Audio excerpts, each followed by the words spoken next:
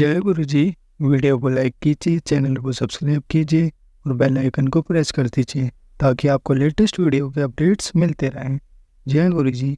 आज मैं आप सबके साथ जो सत्संग शेयर करूंगा वो भगवान दास जेठा अंकल जी का है और अंकल जी गुड़गांव से हैं। चलिए आज का ये अद्भुत सत्संग हम अंकल जी की जुबानी हम सब सुनते हैं। बहुत ही अच्छा सत्संग शेयर करा है अंकल जी ने। जैसा अंकल जी ने सत्संग हमारे साथ शेयर करा है वैसे ही आप सबके साथ इस सत्संग के माध्यम से आज मैं साझा करूंगा। इसलिए आप सब संगत सत्संग के अंत तक बने रहना और सत्संग को बहुत ध्यान से सुनना और सत्संग को बीच में ना छोड़ें, क्योंकि सत्संग सुनने वाले का भी कल्याण होता है और सत्संग करने वाले का भी। और हो सकता है जो आप आज सत्संग सुने उससे आपको भी अपने कई सवालों के जवाब आज मिल जाए। चलिए सत्संग शुरू करते हैं। जय गुरु जी। मैंने भारत सरकार द्वारा आयोजित कैलाश मानसरोवर यात्रा पर जाने की योजना बनाई थी। जब मैंने गुरु जी से आज्ञा मांगी तो उन्होंने कहा कि मैं वहाँ क्यों जाना चाहता हूँ जब शिव तो मेरे समक्ष यहीं पर उपस्थित हैं। स्वाभाविक है मैं यात्रा पर नहीं गया। उस वर्ष यात्रा मार्ग पर अनेक भूस्खलन हुए जिनमें 20 श्रद्धालुओं के 2 दल उनके नीचे आ गए और उनमें से अनेकों की मृत्यु हो गई।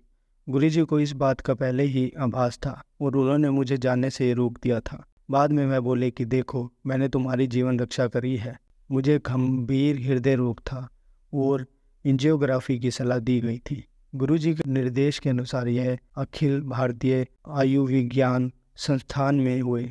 इस पद्धति के बाद मुझे गहन सेवा केंद्र में ले जाया गया क्योंकि मुझे शांत दिल का दौरा पड़ चुका था। मेरी 2 रक्त धमनियां करीब करीब पूरी बंद थी और तीसरी 90% बंद थी। उसी दिन अपराह्न में मुझे फिर से दिल का दौरा पड़ा। गहन सेवा केंद्र में होने के कारण मेरा तुरंत उपचार हो गया। यदि मैं घर पर होता तो मेरे पास चिकित्सालय तक पहुंचने का समय नहीं होता। रात्रि 10 बजे बताया गया कि मेरे हृदय की बाईपास शल्य क्रिया उसी समय होनी आवश्यक है, पर 2 कारणों से यह विपत्तिजनक है। प्रथम मेरे हृदय के अवरोधों के कारण और दूसरा मेरे रुधिर पतला करने की औषधियों के लगातार सेवन के कारण। मेरे परिवार के सदस्यों ने जब गुरुजी से उनकी कृपा का अनुग्रह किया तो वह बोले कि चिकित्सकों को अपना कार्य करने दो, मेरे शरीर के अंदर का वह संभाल लेंगे। फिर उन्होंने ठीक वही किया। उस रात को मेरे हृदय की शल्य चिकित्सा हुई। अंदर अत्यधिक रक्त प्रवाह और अन्य बाधाएं थी, पर गुरुजी की कृपा से सब कुशलपूर्वक हो गया। अब वह समय बीत गया है और मैं बिल्कुल सामान्य हूँ। इसमें कोई 2 राह नहीं है कि उन्होंने मुझे नवजीवन प्रदान किया है। एक तीसरा अवसर 31 दिसंबर 2006 को आया। हर वर्ष की भांति बड़े मंदिर में आयोजन था। देर रात में जैसे संगत में जाने के लिए गुरुजी से आज्ञा लेनी आरंभ की। उन्होंने मेरे परिवार के सदस्यों को तो जाने की अनुमति दे दी थी, पर मुझे रोकने को कहा। 1 घंटे के उपरांत उन्होंने कहा कि उन्होंने मुझे नवजीवन दिया है और अब मैं जा सकता हूँ। उस समय मैं उनके शब्दों का तात्पर्य नहीं समझ पाया, पर जब मैं घर पहुंचा तो पता लगा कि मार्ग में जिस कार में मेरा परिवार जा रहा था घने कोहरे के कारण दुर्घटनाग्रस्त हो गई थी। ठीक उसी समय जब गुरुजी ने मुझे नया जीवन देने की बात करी थी, एक गति अवरोध पर सामने वाली कार ने अचानक ब्रेक लगा दिया और मेरे पुत्र के कार रोकने के सब प्रयास असफल रहे थे। वह अगली कार से जोर से टकरा गई। सामने का बम्पर और जाली क्षतिग्रस्त हो गई। मेरी पत्नी का सिर सामने शीशे से टकराया जो टूट गया, पर किसी भी यात्री को कोई चोट नहीं आई। गुरुजी के पास अगले दर्शन पर वह बोले कि उन्होंने पूरे परिवार की रक्षा करी थी। आज भी हमारा परिवार उनकी इस कृपा के लिए कृतज्ञ है। स्पष्टतया गुरुजी का सबका भविष्य जानते हैं और विनती किए बिना जो हित में होता है वह करते हैं। अनेक बार तो पता भी नहीं चलता कि उन्होंने क्या किया है। वह सब अनुयायियों की सहायता करते हैं। हमें केवल इतना ज्ञान है कि वह सदा हमारी समस्या, चिंताओं और कष्टों को दूर कर देंगे। हम अपने सब मानसिक तनाव उन पर छोड़कर शांतिपूर्वक रह सकते हैं। मेरे ससुर की आयु 90 वर्ष से ऊपर ही होगी। वह मनोभ्रष्ट डिमेंशिया रोग से ग्रस्त थे, जो बड़े लोगों को अक्सर हो जाती है। कभी कभी मेरे ससुर परिवार में किसी को पहचानते नहीं थे, आक्रामक हो जाते थे और मतिभ्रम होकर कल्पना करने लगते थे। उन्हें गुरुजी में विश्वास नहीं था और कभी उनसे मिले भी नहीं थे। गुरुजी ने मेरी पत्नी की प्रार्थना को उत्तर दिया और इस रोग से जिसका आधुनिक चिकित्सा विज्ञान में कोई उपचार नहीं है। उनको 90% तक राहत मिल गई। मेरा छोटा पुत्र एक यात्रिक है और वह पूजे बाजार में लगा हुआ था। एक बार गुरुजी ने उससे प्रश्न कर उससे नया कार्य करने की सलाह दी। मेरा पुत्र कई दिनों तक नौकरी ढूंढता रहा पर उसे सफलता नहीं मिली। एक दिन गुरुजी ने पुनः उससे प्रश्न किया और नकारात्मक उत्तर मिलने पर कहा कि उसे 15 दिन में नया कार्य मिल जाएगा। एक सप्ताह में उसको साक्षात्कार के लिए आमंत्रित आ गया और 13वें दिन उसे नया कार्य मिल गया। 6 वर्ष पूर्व मैं योजना आयोग से सेवा नियुक्त हुआ था। उसके बाद मैं कुछ कार्य करना चाहता था पर मुझे कोई अच्छा कार्य नहीं मिल रहा था। गुरुजी ने कुछ अवसरों पर सुझाव दिया था कि मैं किसी अच्छी संस्था में सलाहकार का काम कर लूं। मैं अच्छे कार्य की खोज में लगा रहा। एक दिन अचानक एक पुराने मित्र मिले जिन्होंने एकदम मुझे मेरी पसंद का कार्य दे दिया। संयोग से यह गुरुजी की महासमाधि के कुछ समय उपरांत हुआ। इससे यह सिद्ध होता है कि गुरुजी अभी भी हमारे साथ हैं और हमारी सहायता कर रहे हैं। सेवारत होते हुए मैं चाणक्यपुरी में सरकारी निवास में रहता था। सेवा नियुक्त होने के बाद मैंने द्वारका में एक छोटे घर में रहने का निर्णय ले लिया था, पर गुरुजी ने मुझे गुड़गांव में एक 500 गज का भूखंड लेकर घर बनाने को कहा। उनसे बार बार निवेदन करने पर उन्होंने 360 गज का छोटा भूखंड लेने को कहा। आर्थिक अथवा शारीरिक रूप से मेरी इतनी सामर्थ्य नहीं थी कि मैं ऐसा कर सकूं। जब निर्माण आरंभ हुआ तो मुझे अपनी भूल का पता लगा। गुरुजी की दया निर्माण कार्य में विदित थी। जब भी धन की आवश्यकता पड़ती थी वह मिल जाता था। इस संदर्भ में 2 दृष्टता पर्याप्त होगी। सामान्य बैंक सेवा नियुक्त लोगों को ऋण देना नहीं चाहते, पर मुझे बैंक अधिकारी ने स्वयं ऋण देने की बात कही और वह बिना किसी कठिनाई के मिल भी गया।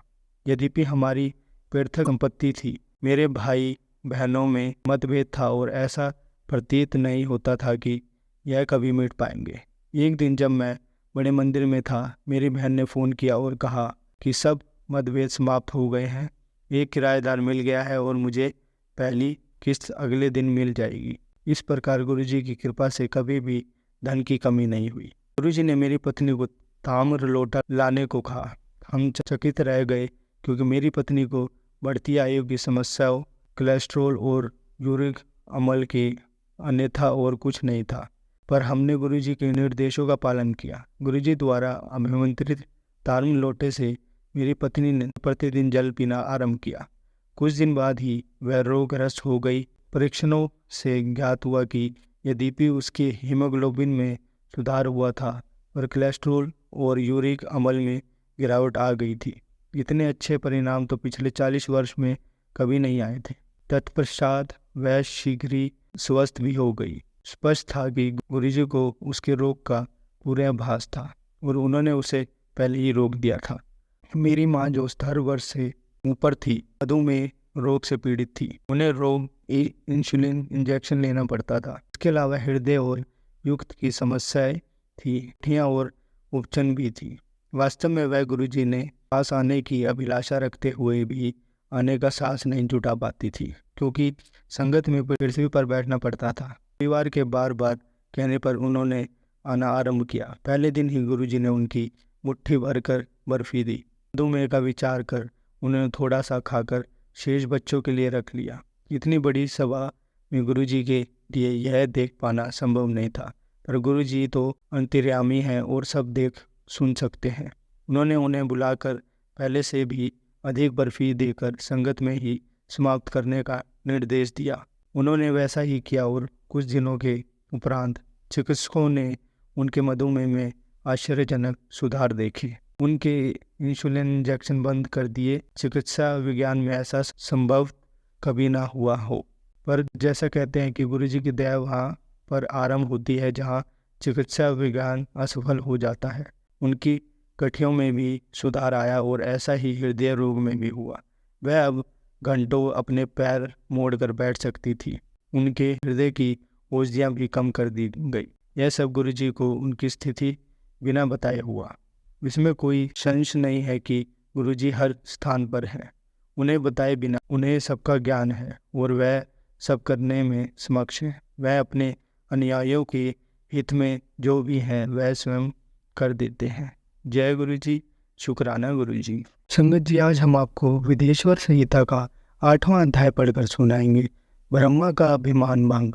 नंदिकेश्वर बोले, महादेव जी ब्रह्मा जी के छल पर अत्यंत क्रोधित हुए। उन्होंने अपने त्रिनेत्र तीसरी आंख से भैरव को प्रकट किया और उन्हें आज्ञा दी कि वह तलवार से ब्रह्मा जी को दृढ़ दें। आज्ञा पाते ही भैरव ने ब्रह्मा जी के बाल पकड़ लिए और उनका 5वां सिर काट दिया। ब्रह्मा जी डर के मारे कांपने लगे। उन्होंने भैरव के चरण पकड़ लिए तथा क्षमा मांगने लगे। इसे देखकर श्री विष्णु ने भगवान शिव से प्रार्थना की, आपकी कृपा से ही ब्रह्मा जी को 5वां सिर मिला था, अत्यंत आप इन्हें क्षमा करते। तब शिवजी जी की आज्ञा पाकर ब्रह्मा को भैरव ने छोड़ दिया। शिवजी जी ने कहा, तुमने प्रतिष्ठा और ईश्वरत्व को दिखाने के लिए छल किया है, इसलिए मैं तुम्हें शाप देता हूँ कि तुम सत्कार, स्थान व उत्सव से विहीन रहोगे। ब्रह्मा जी को अपनी गलती का पछतावा हो चुका था। उन्होंने भगवान शिव के चरण पकड़कर क्षमा मांगी और निवेदन किया कि वे उनका 5वां सिर पुण्य प्रदान करें। महादेव जी ने कहा, जगत की स्थिति को बिगड़ने से बचाने के लिए पापी को दंड अवश्य देना चाहिए ताकि लोक मर्यादा बनी रहे। मैं तुम्हें वरदान देता हूँ कि तुम गणों के आचार्य कहलाओगे और तुम्हारे बिना यज्ञ पूर्ण न होंगे। फिर उन्होंने केतकी के पुष्प से कहा, अरे दुष्ट केतकी पुष्प, तुम मेरी पूजा के अयोग्य रहोगे। तब केतकी पुष्प बहुत दुखी हुआ और उनके चरणों में गिरकर माफी मांगने लगा। तब महादेव जी ने कहा, मेरा वचन तो झूठा नहीं हो सकता, इसलिए तू मेरे भक्तों के योग्य होगा। इस प्रकार तेरा जन्म सफल हो जाएगा। संगत जी, हम आपको 9वां अध्याय कल के सत्संग में पढ़कर सुनाएंगे। जय गुरु जी। संगत जी, अगर आपको आज का सत्संग अच्छा लगा हो तो आप इस सत्संग को और संगत के साथ जरूर साझा करें, जिससे वो भी महाराज का दिव्य आशीर्वाद प्राप्त कर पाए। जय गुरु जी, शुक्राना गुरु जी।